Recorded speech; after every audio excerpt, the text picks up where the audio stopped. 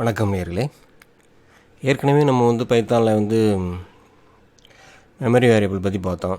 அதை நம்ம பார்க்கும்போது என்ன பார்த்தோம் அப்படின்னா, அதில் நம்ம பதிப்புகளை யூஸ் பண்ணும்பொழுது பைத்தான் அது ஆட்டோமேட்டிக்காக என்ன பண்ணும் அப்படின்னா, அது எந்த டைப்பாக இருந்தாலும் அதுக்கு தகுந்த மாதிரி அதை கன்வெர்ட் பண்ணிக்கிறோம் அப்படின்னு. இப்போ நம்ம இன்றைக்கி அதில் என்னென்ன டேட்டா டைப்ஸ் இருக்குது அப்படிங்கிறத பற்றி நம்ம பார்க்கலாம். இந்த டேட்டா டைப்ஸ் எப்படி பைத்தான் அதை கையாளுது, என்னென்ன வகையான டேட்டா டைப்ஸ் இருக்குது, அதை பற்றியெல்லாம் நம்ம இங்கே தெளிவாக பார்க்கலாம். இப்போ நம்ம பைத்தானை ஓப்பன் பண்ணிவிட்டு இப்போ அதில் போய்ட்டு நம்ம இந்த டேட்டா டைப்ஸை பற்றி கொஞ்சம் பார்க்கலாம். இப்போ நீங்கள் பைத்தானை ஓப்பன் பண்ணோம்னாக்கா நீங்கள் ஸ்டார்ட்டில் என்ன பண்ணுறீங்க அப்படின்னா கமாண்ட் ப்ராம்ப்ட் அப்படின்னு டைப் பண்ணுங்கள். அதாவது சிஎம்டி அப்படின்னு கொடுத்துட்டு பார்த்திங்க அப்படின்னா நீங்கள் கமாண்ட் ப்ராம்ப்ட் வருதா, அந்த கமாண்ட் ப்ராம்ப்டை கிளிக் பண்ணுங்கள். இப்போ நமக்கு கமாண்ட் ப்ராம்ப்ட் ஸ்க்ரீன் வந்துருச்சு. இப்போ இங்கே பைத்தான் அப்படின்னு டைப் பண்ணுங்கள். இப்போ நம்ம என்டர் தட்டணும் அப்படின்னா நமக்கு இங்கே இப்போ பைத்தானுக்குள்ளார வந்தாச்சு. இப்போ நான் இங்கே 20 + 30 கொடுக்குறேன். பார்த்திங்க அப்படின்னா நமக்கு 50ங்கிற ரிசல்ட். அதாவது 20 + 30 கொடுத்துட்டு என்டர் தட்டணும் அப்படின்னா நமக்கு இங்கே 15 வந்துடுது. இப்போ நான் அடுத்து என்ன பண்ணுறேன் அப்படின்னா A = 20, B = 30 கொடுத்துட்டு என்டர் தட்டுறேன். இப்போப்பா அடுத்து A + B அப்படின்னு கொடுக்குறேன். இப்போ என்டர் தட்டுறோம் அப்படின்னா நமக்கு இங்கே நமக்கு 50ங்கிற ரிசல்ட்டு வந்திருக்கு. இப்போ அதாவது A = 20 இருக்குது, B = 30 இருக்குது. இப்போ இங்கே பார்த்திங்க அப்படின்னா இந்த ஏங்கிறது ஒரு வேரியபிள் அப்படின்னு சொல்கிறோம், பிங்கிறது ஒரு வேரியபிள் அப்படின்னு சொல்கிறோம். இப்போ ஏங்கிற வேரியபிளில் 20 இருக்குது, பிங்கிற வேரியபிளில் 30 இருக்குது. இப்போ இந்த ஏபிங்கிறது பொதுவாக நம்ம என்ன சொல்கிறது அப்படின்னா அட்ரஸ் அப்படின்னு சொல்கிறது. இப்போ இதில் இது எப்படி எக்ஸிக்யூட் ஆகுது அப்படிங்கிறத நம்ம தெரிஞ்சுக்கணும் அப்படின்னா பேசிக்காக எப்படி பைத்தான் இதை எக்ஸிக்யூட் பண்ணுது, அதில் எப்படி இது ஒவ்வொரு வேரியபிளும் எடுத்து எப்படி இங்கே கணக்கீடு செய்யப்படுகிறது, எப்படி ஃப்ளோ ஒவ்வொரு ஃப்ளோவும் எப்படி நடைபெறுது அப்படிங்கிறத நம்ம தெரிஞ்சுக்கணும். அப்படின்னா அந்த அடிப்படையை பற்றி நமக்கு தெரிஞ்சிருக்கணும். ஏற்கனவே நம்ம அடிப்படையில் input unit, output unit, central processing unit ஒன்று பார்த்தோம்ல. அதே மாதிரி பைத்தானுக்குள்ளே இந்த சிஸ்டத்தில் எப்படி இது இந்த கேல்குலேஷன் எப்படி நடக்குது அப்படிங்கிறத நம்ம தெரிஞ்சுக்கணும். அப்படின்னா அதுக்கு ஒரு சின்ன எக்ஸ்ப்ளனேஷன் இருக்குது. அதை வாங்க முதல்ல அதையும் பார்த்துட்டு இங்கே வரலாம். இப்போ பார்த்திங்க அப்படின்னா நம்ம இப்போ இங்கே எழுதுகிறோம் பார்த்தீங்களா, A = 20, B = 30 எப்படி அண்டு A + Bன்னு கொடுத்தோம் பார்த்தீங்களா. அதைத்தான் நம்ம என்ன சொல்கிறோம் அப்படின்னாக்கா சோர்ஸ் கோட் அப்படின்னு சொல்கிறோம். அதை நம்ம எழுதிய அந்த பைத்தான் கோட் அல்லது நிரல்னு சொல்கிறோம்ல, அதைத்தான் நம்ம என்ன சொல்கிறோம் அப்படின்னா சோர்ஸ் கோட் அப்படின்னு சொல்கிறது. ஸோ இப்போ நம்ம எழுதிய இந்த சோர்ஸ் கோடு, அதாவது இந்த பைத்தான் ப்ரோக்ராம் இருக்குது பார்த்தீங்களா, இது இன்டர்பிரட்டருக்கு அனுப்பப்படுகிறது. அதாவது பைத்தான் இன்டர்பிரட்டருக்கு அனுப்பப்படுகிறது. அப்போ பைத்தானை பொறுத்த மட்டும் அது ஒரு இன்டர்பிரட்டர் பேஸ்டு லாங்குவேஜ் அப்படின்னு சொல்கிறது. ஸோ இங்கேருந்து வரக்கூடிய இந்த சோர்ஸ் கோடு இங்கே இன்டர்பிரட்டர் மூலமாக என்ன ஆகும் அப்படின்னா டிரான்ஸ்லேட் அல்லது கம்பைல் ஆகும். அதாவது மொழி மாற்றம்னு சொல்கிறது.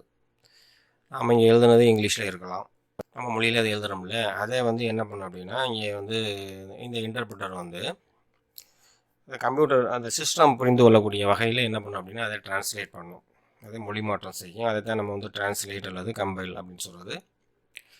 அந்த மாதிரி மாற்றிடுச்சு அப்படின்னா டிரான்ஸ்லேட் பண்ணதுக்கு பிறகு அது அதை பைட் கோட் அப்படின்னு சொல்கிறது.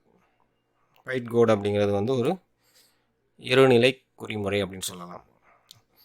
அதாவது 10 அப்படிங்கிறத நம்ம பைட் அப்படின்னு சொல்கிறோம். அதாவது 10 பிட்டுன்னு சொல்கிறது. அதில் 8 பிட்டு சேர்ந்துச்சு அப்படின்னா அது பைட்டுன்னு சொல்கிறது. அதெல்லாம் ஒரு அடிப்படைன்னு வச்சுக்கிறோங்க. இப்போ இந்த மாதிரி 1 அல்லது 0 மாறிடுச்சு அப்படின்னா அது பைட் கோடு அப்படின்னு சொல்கிறோம். இந்த பைட் கோடு தான் என்ன பண்ணும் அப்படின்னா இந்த இன்டர்பிரட்டருக்குள்ளார பார்த்தீங்கன்னா இந்த பைத்தான் விர்ச்சுவல் மெஷின், அதாவது பைத்தான் விர்ச்சுவல் மெஷின் அப்படிங்கிறது ஒன்று இருக்குது. அது என்ன பண்ணும் அப்படின்னா இப்போ இந்த பைட் கோடை எடுத்துக்கிறோம். இப்போது இந்த பைத்தான் விர்ச்சுவல் மெஷினில் இருக்கக்கூடிய இந்த பைத்தான் கோடு இந்த லைப்ரரி மாடல்ஸில் நாம் எழுதிய ப்ரோக்ராமுக்கு தேவையான மாடல்ஸ் இந்த லைப்ரரி மாடல்ஸில் இருக்கும். நம்ம என்ன ப்ரோக்ராம் எழுதியிருக்கோமோ அதுக்கு தேவையான மாடல்ஸ் ஃபங்க்ஷன்ஸ்லாம் என்ன ஆகும் அப்படின்னா இதுக்குள்ளார இருக்கும்.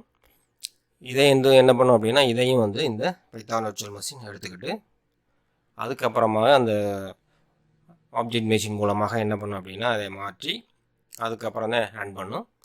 அதை ரன் பண்ணும்பொழுது நமக்கு வந்து அந்த ரிசல்ட்டு கிடைக்குது. ஸோ நாம் கொடுத்த அந்த எக்ஸு ஒய் அப்படிங்கிறது அதில் இருக்கக்கூடிய மதிப்புகள்லாம் என்ன ஆகுது அப்படின்னா, இங்கே வந்து அந்த கோடு வந்து நேராக இங்கே வருது. இங்கே வந்ததுக்கப்புறம் அது பைன் கோடாக மாறுது. அப்புறம் அந்த பைத்தான் விர்ச்சுவல் மெஷின் வந்து என்ன பண்ணுது அப்படின்னா, இந்த நம்மளுடைய ப்ரோக்ராமுக்கு தேவையான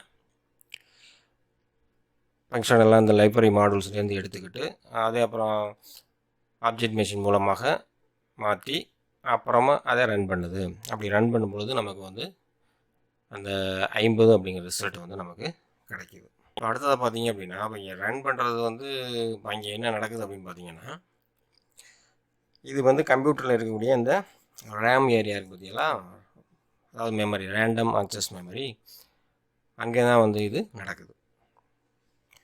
இப்போ அங்கே தான் வந்து நம்ம கொடுக்கக்கூடிய டேட்டாஸ் வந்து இருக்கும். அந்த ரேமில் தான் நம்ம கொடுக்கக்கூடிய டேட்டாஸ், அதாவது எக்ஸோட வேல்யூ ஒய்யோட வேல்யூ கொடுத்தோம் பார்த்தீங்களா, அதாவது ஏயோட வேல்யூ பியோட வேல்யூன்னு கொடுக்குறோம்ல, அது எல்லாமே இந்த ரேமில் தான் இருக்குது, ரேண்டம் ஆக்சஸ் மெமரியில் தான் இருக்கும். அங்கே தான் வந்து இந்த ரன்னுங்கிற ப்ராசஸ் வந்து நடக்கும். அதாவது இப்போ நமக்கு வந்து அந்த ரேமில் பார்த்தீங்க அப்படின்னா, நாம் கொடுக்கக்கூடியது எல்லாமே வந்து ஒரு மெமரியில் போய் அட்ரஸ் பேசுகிற அடிப்படையில் என்ன ஆகுது அப்படின்னா ஸ்டோர் ஆகும். இப்போ நம்ம வந்து என்ன பண்ண முடியாதுன்னா அப்படின்னா அது எல்லாத்தையுமே நம்ம ஞாபகம் வச்சுக்க முடியாதுல்ல. அதுக்காக நம்ம என்ன பண்ணுறோம் அப்படின்னா, அதுக்கு வந்து இங்கே ஒரு அட்ரஸை கொடுத்து அதன் மூலமாக நம்ம வந்து என்ன பண்ணுறோம் அப்படின்னா, இங்கே வந்து சேவ் பண்ணுறதுக்கான வேலையை நம்ம பார்க்க சொல்கிறோம். இப்போ நீங்கள் வேரியபிளுக்கு நேம் கொடுக்கும் பொழுது இங்கே பார்த்தீங்கன்னா ஏ இருக்குது, பி இருக்குது. அது வந்து ஏற்றுக்கொள்ளக்கூடியதாக இருந்தாலும் கூட நம்ம வந்து ஒரு அர்த்தமுள்ளதாக ஒரு வேரியபிள் நேமை கொடுக்குறது நல்லது.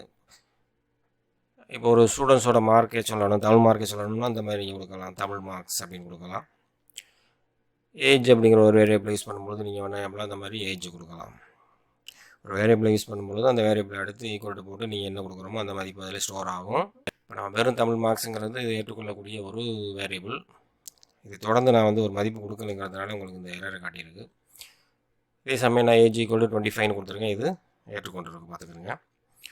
ஸோ வேரியபிளை நீங்கள் யூஸ் பண்ணும்பொழுது அதை வந்து மீனிங்ஃபுல்லாக கொடுங்க, அதாவது அர்த்தமுள்ளதாக கொடுங்க. இப்போ பைத்தானை பொறுத்த மட்டும் டேட்டா டைப்ஸ் பார்த்தீங்க அப்படின்னா அதில் வந்து ஒரு 5 விதமான டைப் சொல்லலாம். அதாவது நம்பர் அல்லது நியூமரிக் ஒன்று இருக்குது, ஸ்ட்ரிங்ஸ்னு ஒன்று இருக்குது, லிஸ்ட்டுன்னு ஒன்று இருக்குது, அடுத்து டியூபிள்ஸ், அடுத்ததாக டிக்ஷனரி. இது எல்லாமே பைத்தானில் இடம்பெறக்கூடிய முக்கியமான தரவு வகைகள், அதாவது டேட்டா டைப்ஸ். இப்போ இதில் முதல்ல வரக்கூடிய நம்ம நம்பர்ஸ் அல்லது நியூமெரிக்கிற டேட்டா டைப்பை பார்க்கலாம். இப்போ இதில் பார்த்தீங்க அப்படின்னா இந்த நம்பர்ஸ் அல்லது நியூமெரிக்கில் பார்த்தீங்கன்னா இதில் வந்து முக்கியமாக ஒரு 3 வகை இருக்குது இதில். அதாவது இண்டு, ஃப்ளோட்டு, காம்ப்ளெக்ஸ் அப்படிங்கக்கூடிய 3 இது இருக்குது. இப்போ இண்டு டேட்டா டைப் அப்படிங்கிறது என்ன அப்படின்னா அது எல்லாமே வந்து முழு எண்கள் தான். அதாவது 10, 100, 50 இந்த மாதிரி சொல்கிற பற்றிலாம் இது எல்லாமே வந்து இன்டீஜர், அதாவது இன்ட் டைப். அடுத்தது பார்த்திங்கன்னா ஃப்ளோட்டு, இது எல்லாமே தசம புள்ளியோடு வரக்கூடிய எண்கள், தசம எண்கள் அப்படின்னு சொல்கிறோம்ல. 0.0, 20.5, 25.2, 1.0 இந்த மாதிரிலாம் சொல்கிறோம்ல பார்த்தீங்களா. புள்ளி வரக்கூடிய நம்பர் எல்லாமே வந்து ஃப்ளோட் நம்பர் அப்படின்னு சொல்கிறது, இது ஒரு டைப்பு. அடுத்தது இன்னொன்று என்னென்னு பார்த்தீங்கன்னா காம்ப்ளெக்ஸ் டைப்பு. இப்போ உதாரணமாக 1+2j அப்படின்னு எடுத்துக்கிட்டோம் அப்படின்னா இது வந்து ஒரு காம்ப்ளெக்ஸ் நம்பர். இதில் இந்த 1ங்கிறத வந்து நம்ம ரியல் பார்ட் அப்படின்னு சொல்கிறது. 2j இது வந்து என்ன அப்படின்னா இமேஜினரி பார்ட் அப்படின்னு சொல்கிறது. நீங்கள் மேத்தமெட்டிக்கலில் பார்க்கும்போது நீங்கள் வந்து உங்களுடைய மேத்ஸ் படிக்கும்போது படிச்சிருந்தீங்கன்னா அப்படியே அதில் வந்து இங்கே வந்து நம்ம காம்ப்ளெக்ஸ் நம்பருக்கு 2i அப்படின்னு கொடுத்துருப்போம். ஆனால் பைத்தானை பொறுத்த மட்டும் இங்கே வந்து என்ன பண்ணணும் அப்படின்னா அந்த ஐக்கு பதிலாக இங்கே ஜே கொடுக்கணும். இந்த ஜேங்கிறது இமேஜினரி பார்ட்டை குறிக்கும். ஸோ இப்போ இதில் நம்ம மேக்ஸிமம் அதிகமாக நம்ம பயன்படுத்தக்கூடிய பார்த்திங்கன்னா இந்த இண்டு, ஃப்ளோட்டு இதை தான் நம்ம யூஸ் பண்ணுவோம். இந்த காம்ப்ளெக்ஸ் நம்பரை பொறுத்த மட்டும் நம்ம அதிகமாக தெரிஞ்சுக்க வேண்டியது. இது வந்து எங்கே யூஸ் பண்ணுறாங்க அப்படின்னா சயின்டிஃபிக் ரீதியாக, அறிவியல் ரீதியான கணக்கீடுகளில் வந்து இந்த காம்ப்ளெக்ஸ் நம்பர் வந்து அதிகமாக பயன்படுத்தப்படுகிறது. நமக்கு இங்கே அது தேவையில்லை. இது ரெண்டும் தான் நமக்கு ரொம்ப முக்கியமாக நம்ம இங்கே பார்க்க வேண்டிய ஒன்று. இப்போ நீங்கள் கொடுக்கக்கூடிய நம்பர் வந்து இப்போ என்ன நம்பர் வேணால் நம்ம கொடுக்குறோம். இப்போ கொடுக்குற நம்பர் அதுக்கு தகுந்த மாதிரி வந்து என்ன ஆகுது அப்படின்னா கன்வெர்ட் ஆகிக்கிறோம். நீங்கள் 10 கொடுத்தா அது ஆட்டோமேட்டிக்காக அது இன்டுன்னு எடுத்துக்கிறது. இப்போ 20.5 கொடுத்தா அது ஆட்டோமேட்டிக்காக ஃப்ளோட்னு எடுத்துக்கிறோம். அதே 1+2j கொடுத்தோம்னா அது காம்ப்ளெக்ஸ் நம்பராக எடுத்துக்கிறோம். இதை தான் நம்ம வந்து டைப் ஆஃப் கன்வர்ஷன் அப்படின்னு சொல்கிறது. அது இல்லாமல் நம்ம என்ன பண்ணலாம்னா, இப்போ இந்த இன்ட்டுன்னு கொடுத்துட்டு வித்தின் ப்ராக்கெட்டுக்குள்ளார நீங்கள் கொடுக்கக்கூடிய நம்பரை வந்து நீங்கள் என்ன நம்பர் கொடுத்தாலும் அது என்ன அப்படின்னா அது இன்ட்டாக தான் எடுத்துக்கிறோம். அதே மாதிரி ஃப்ளோட்டுன்னு கொடுத்துட்டு ப்ராக்கெட்டுக்குள்ளார கொடுக்கக்கூடிய நம்பர் என்ன பண்ணணும் அப்படின்னா அதை வந்து ஃப்ளோட்டாகவே எடுத்துக்கிறோம். இப்போ காம்ப்ளெக்ஸ் கொடுத்துட்டு வித்தின் ப்ராக்கெட்டுக்குள்ளார ஏதாச்சும் ஒரு நம்பர் கொடுத்தீங்க அப்படின்னா அதை காம்ப்ளெக்ஸாக கன்வெர்ட் பண்ணிக்கிறோம். இதை வந்து நம்ம வந்து என்ன சொல்கிறோம் அப்படின்னா டைப் ஆஃப் கன்வர்ஷன் அப்படின்னு சொல்கிறது. ஆட்டோமேட்டிக்காக அதை கன்வெர்ட் பண்ணிக்கிறது. கண்டிப்பாக உங்களுக்கு வந்து இன்ட்டு நம்பராக தான் இருக்கணும் அப்படிங்கிற பட்சத்தில் நம்ம என்ன பண்ணலாம்னாக்கா அதை வந்து நீங்கள் இன்ட்டுன்னு கொடுத்துட்டு வித்தின் ப்ராக்கெட்டுக்குள்ளார அந்த நம்பரை கொடுத்தீங்கன்னா அது இன்ட்டாக தான் எடுத்துக்கிறோம். அது எந்த நம்பர் கொடுத்தோம்னா அது இன்ட்டாக தான் அதை வந்து எடுத்துக்கிறோம். இப்போ நம்ம கொடுக்கக்கூடிய நம்பர் வந்து அது இன்டா ஃப்ளோட்டா அப்படிங்கிறத எப்படி கண்டுபிடிச்சிக்கிறது அப்படின்னா அதையும் நம்ம தெரிஞ்சுக்க முடியும். இப்போ நம்ம வந்து இப்போ ஏற்கனவே A=20ன்னு கொடுத்துருக்கோம். அது என்ன டைப்னு நீங்கள் தெரிஞ்சுக்கணும் அப்படின்னா டைப் இன் ப்ராக்கெட்டுக்குள்ளார ஏ டைப் ஆஃப் ஏன்னு கொடுத்துட்டு என்டர் தட்டணும் அப்படின்னா அது வந்து நமக்கு அது என்ன கிளாஸை சேர்ந்தது இண்டு அப்படிங்கிறது நமக்கு சொல்லிடும். இப்போ நான் அதே மாதிரி என்ன பண்ணுறேன் அப்படின்னா இப்போது x=10.5ன்னு கொடுத்துருக்கேன். இப்போ வந்து டைப் ஆஃப் எக்ஸ் அப்படின்னு கொடுத்துருக்கேன். டைப் ஆஃப் எக்ஸ் கொடுத்து என்டர் கொடுத்தோம் அப்படின்னா அது வந்து கிளாஸ் வந்து ஃப்ளோட் அப்படின்னு சொல்லிடும். ஸோ இதுலேருந்து நீங்கள் தெரிஞ்சுக்கலாம் நம்ம என்ன நம்பர் கொடுக்குறோமோ அது என்ன பண்ணுறது ஆட்டோமேட்டிக்காக அது வந்து என்ன பண்ணும் அப்படின்னா இங்கே கன்வெர்ட் பண்ணிக்கிறது. 10.5ன்னு கொடுத்தாக்க அதை உடனே என்ன பண்ணுறது அது ஃப்ளோட்டாக கன்வெர்ட் பண்ணிக்கிறது. இப்போ A=20 கொடுக்கும்பொழுது அதனுடைய டைப் என்ன அப்படின்னு பார்க்குறதுக்கு டைப் ஆஃப் ஏன்னு கொடுத்தோம்னா அதை இன்ட்டுன்னு நமக்கு சொல்லிடுது. இந்த மாதிரி நம்ம கொடுக்கக்கூடிய எந்த மதிப்பாக இருந்தாலும் சரி அந்த வேரியபிள் வந்து அதில் போய் ஸ்டோர் ஆகும்பொழுது அது வந்து என்ன ஆகும் அப்படின்னா அது இண்டாக இருந்தால் இண்டாகவும் ஃப்ளோட்டாக இருந்தால் ஃப்ளோட்டாகவும் காம்ப்ளெக்ஸ் நம்பராக இருந்தால் காம்ப்ளெக்ஸ் நம்பராகவும் அது ஸ்டோர் ஆகிக்கிறோம். நீங்கள் வந்து பார்த்தீங்க அப்படின்னா நம்ம வந்து ஒரு வெல்லுங்கிற ஒரு டெக்ஸ்ட்டை வந்து யூஸ் பண்ணி பார்த்தா அது வந்து ஸ்ட்ரிங்குன்னு நமக்கு காட்டுது. அதே சமயத்தில் நான் இங்கே C=120 அப்படிங்கிறத வந்து என்ன பண்ணியிருக்கேன் அப்படின்னா மேற்கோள் குறிப்பில் கொடுத்துருக்கேன். ஸோ அதை வந்து நீங்கள் வேல்யூ செக் பண்ணி பார்த்தீங்க அப்படின்னா அது வந்து ஸ்ட்ரிங்காக தான் இருக்கும். இப்போ இதை வந்து நீங்கள் இப்போ டைப் சின்னு கொடுக்கும்போது பார்த்தீங்கன்னா STRன்னு காட்டுதா. அப்போ இந்த 120ங்கிறது ஸ்ட்ரிங்கில் இருக்குது.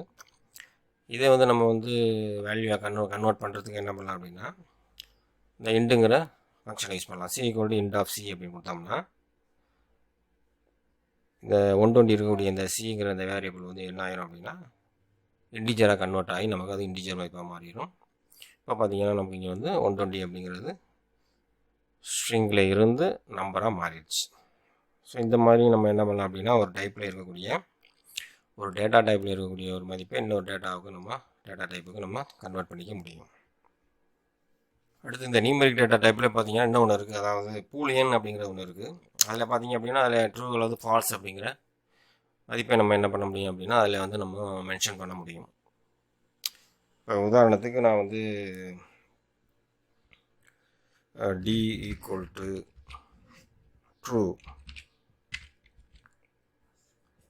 d=true அப்படின்னு கொடுக்குறேன். எரர் வருது. அதாவது d=true அப்படின்னு கொடுங்க. கேபிட்டல் டி யூஸ் பண்ணிக்கிறேங்க.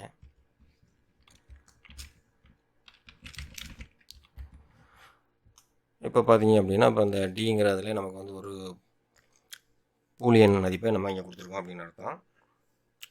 அதை நீங்கள் கண்டுபிடிக்கணும் அப்படின்னா டைப்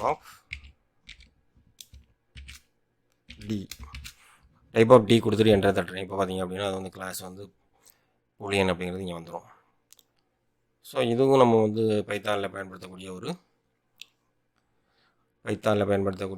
நியூமெரிக் டேட்டா டைப்பில் இருக்கக்கூடிய ஒரு பிரிவு தான் இந்த பூலியன் அப்படிங்கிறது. இதையும் நீங்கள் தெரிஞ்சு வச்சுக்கிறோங்க, நமக்கு பின்னாடி இது யூஸ் ஆகும். ஓகே, அடுத்து நம்ம என்ன தெரிஞ்சுக்க போகிறோம் அப்படின்னா இப்போ வந்து இங்கே பார்த்தீங்க அப்படின்னா நான் A=20 கொடுத்துருக்கேன், B=30 கொடுத்துருக்கேன், X=10.5 கொடுத்துருக்கேன். இங்கே வந்து C=120ங்கிற ஒரு ஸ்ட்ரிங்காக இருக்கக்கூடிய ஒரு மதிப்பை நம்ம இங்கே கொடுத்துருக்கோம். ஸோ இங்கெல்லாம் என்ன பண்ணியிருக்கோம் அப்படின்னா வேரியபிளை தொடர்ந்து ஈக்குவல்ட்டுக்குரிய கொடுத்து அதில் வந்து நம்ம ஒரு மதிப்பை கொடுத்துருக்கோம். அது மாதிரி இல்லாமல் நாம் வந்து என்ன பண்ணலாம் அப்படின்னா இப்போ ஏ கொடுத்துட்டு அந்த ஏக்கு உள்ள மதிப்பை கீபோர்டு மூலமாக ரன்னிங் டயத்தில் கொடுக்கலாம். ப்ரோக்ராமை ரன் பண்ணும்பொழுது அந்த டயத்தில் கொடுக்கலாம். ஸோ அந்த மாதிரி கொடுக்கும்பொழுது நமக்கு வந்து வெவ்வேறு மதிப்புகளை கொடுப்பதற்கு நம்மளால முடியும். அதாவது நம்ம வந்து இப்போ இந்த ஏங்கிற வேரியபிளுக்கு இன்னொரு மதிப்பை கொடுக்கணும்னு வச்சுக்கோங்களேன். அப்போ நம்ம என்ன பண்ணணும் அப்படின்னா, இங்கே போய்ட்டு இதை டெலிட் பண்ணிட்டு மறுபடியும் கொடுத்துருக்கணும். அது இல்லாமல் நம்ம விருப்பப்பட்ட மதிப்பு நான் ஏக்கு முதல்ல ஒரு 20 கொடுத்து அந்த ப்ரோக்ராமில் செக் பண்ண வேண்டியிருக்கும். அடுத்து ஒரு 30 கொடுத்து செக் பண்ண வேண்டியிருக்கும். அந்த மாதிரி சூழ்நிலையில் நம்ம என்ன பண்ணுறது? அதே இப்போ மறுபடியும் ஏ கொடுத்து 20 ஏ கொடுத்து அப்படின்னு நம்ம கொடுத்துக்க முடியுமானா அது வந்து நமக்கு ரொம்ப யூஸ்ஃபுல்லாக இருக்காது. அந்த சூழ்நிலையில் நம்ம என்ன பண்ணலாம் அப்படின்னாக்கா, அதுக்கு வந்து ஒரு ஸ்டேட்மெண்ட் இருக்குது. அதாவது இன்புட் அப்படிங்கிற ஒரு ஸ்டேட்மெண்ட் இருக்குது. இப்போ அதுக்கான ஒரு எடுத்துக்காட்டை பார்ப்போம். அதாவது X equal to input bracket போட்டுக்கிறேங்க. இப்போ வந்து நான் ஒரு மதிப்பு கொடுக்குறேன். இந்த மாதிரி நீங்கள் கொடுக்கும்போது என்ன ஆகும் அப்படின்னா, இந்த இன்புட் ஸ்டேட்மெண்ட் கொடுக்கும்போது உங்களுக்கு வந்து மதிப்பு கேட்கும். அப்போ நீங்கள் கீபோர்ட்லேருந்து ஒரு மதிப்பை கொடுக்க முடியும். இப்போ நான் ஒரு 500 அப்படிங்கிற ஒரு மதிப்பை கொடுக்குறேன். இப்போது print x print of x கொடுத்துட்டு இப்போ என்டர் தட்டுறப்ப பார்த்தீங்கன்னா உங்களுக்கு 500 வந்துருச்சு. ஸோ இந்த மாதிரி நம்ம என்ன பண்ண முடியும் அப்படின்னா, இந்த இன்புட் ஸ்டேட்மெண்ட்டை யூஸ் பண்ணி ஒரு மதிப்பை வந்து ப்ரோக்ராமை ரன் பண்ணும்பொழுது அந்த நேரத்தில் நீங்கள் வந்து கீபோர்ட் மூலமாக மதிப்புகளை வாங்க முடியும். இது இந்த இன்புட்டை வந்து இன்னமும் நம்ம வந்து ரொம்ப யூஸ்ஃபுல்லான வழிகளில் பயன்படுத்தலாம். அதெல்லாம் எப்படிங்கிறத நம்ம அடுத்த வீடியோவில் பார்க்கலாம். தேங்க்யூ. ஓகே நேர்களே, உங்களுக்கு இந்த வீடியோ பிடிச்சிருந்தால் லைக் பண்ணுங்கள். இது வரைக்கும் நீங்கள் நம்ம கம்ப்யூட்டர் ஸ்டூடெண்ட்ஸ் வாட்ச் சேனலுக்கு சப்ஸ்கிரைப் பண்ணலை அப்படின்னா கீழே இருக்கக்கூடிய சப்ஸ்கிரைப் பண்ணை கிளிக் பண்ணுங்கள். பக்கத்தில் இருக்கக்கூடிய பெல் ஐக்கானையும் கிளிக் பண்ணிக்கிறங்க. அதேமாதிரி உங்களுக்கு இந்த வீடியோ பிடிச்சிருந்தால் உங்களுடைய நண்பர்களுக்கும் இதை ஷேர் பண்ணுங்கள். உங்களுடைய கருத்துக்களை கமெண்ட்ஸில் எழுதுங்க. மீண்டும் மற்றும் ஒரு வீடியோ சந்திக்கும் வரை நன்றி, வணக்கம்.